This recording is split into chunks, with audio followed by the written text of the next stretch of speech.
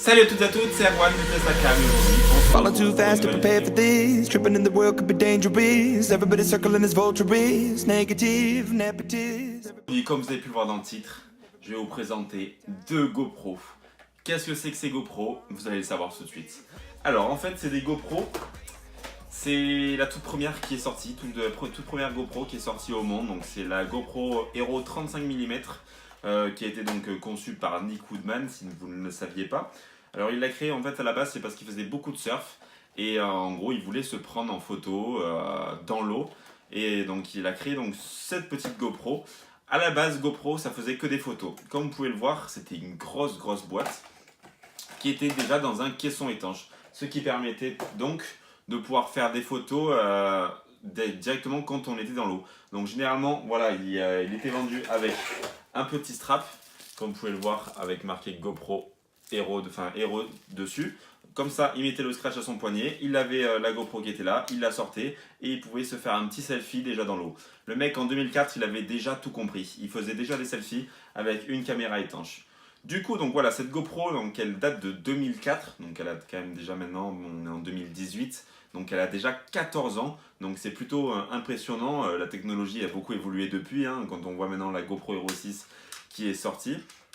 Donc à l'époque, voilà, on était encore sur les mêmes fixations que sur les GoPro Hero 1, Hero 2. Et ensuite, à l'intérieur, on avait, voilà, c'était comme un appareil photo jetable entre guillemets. Voilà, on peut le voir, c'était une petite GoPro comme ça. Et à l'intérieur, quand on l'ouvrait, hop, si j'y arrive, c'était pour mettre des pellicules. Voilà, donc il y avait l'emplacement pour mettre la pellicule. Et bien, comme les anciens appareils photo, hein, il rechargeait, il appuyait et il avait sa photo sur sa pellicule. Donc c'est un peu un objet de collection à ce jour. Enfin, il en a beaucoup moins qu'il y a de GoPro Hero 6 ou quoi. Donc c'est plutôt pas mal. Enfin, pour moi qui suis grand fan de GoPro, je suis obligé pour moi d'avoir ça. Donc ça va très bien dans ma petite étagère avec ma petite collection de GoPro. Et donc du coup c'est un bel objet de collection qui pourra très certainement être pas mal dans quelques années. Donc franchement je suis vraiment très content d'avoir ça. Alors à l'époque quand il avait créé ça, en plus il vendait donc seulement dans des magasins, dans des shops de surf. C'était à la base fait que pour du surf, hein. C'est lui qui le voulait en gros pour lui. Et dès qu'il a créé ça, ça a vachement bien marché, donc c'est pour ça que ça a commencé à évoluer. Mais en 2004, donc voilà à quoi ressemblait une GoPro. Je vais vous montrer à côté des nouvelles GoPro, qu'est-ce qui a changé. Alors, entre la GoPro Hero 35 mm et la GoPro Hero 1, comme on peut le voir, il y a quand même ouais, une belle différence quand même, mais c'est pas non plus très grandiose. Enfin, c'est-à-dire qu'au niveau de la couleur, on va être sur du gris normal, enfin on va être sur le même gris.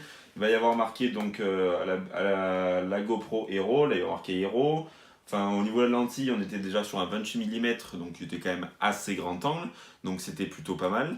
Et là, voilà, on va être sur la première GoPro qui filmait, donc c'était quand même une belle révolution à l'époque d'avoir quand même du 1080p, c'était plutôt pas mal. Et ensuite, voilà, cette GoPro qui faisait à peu près le double, on va dire, ouais, au niveau de la taille, peut-être un peu moins, donc ils avaient réussi à faire rentrer ça là-dedans, et là, c'était comme un appareil photo jetable, donc ça faisait à peu près la même taille.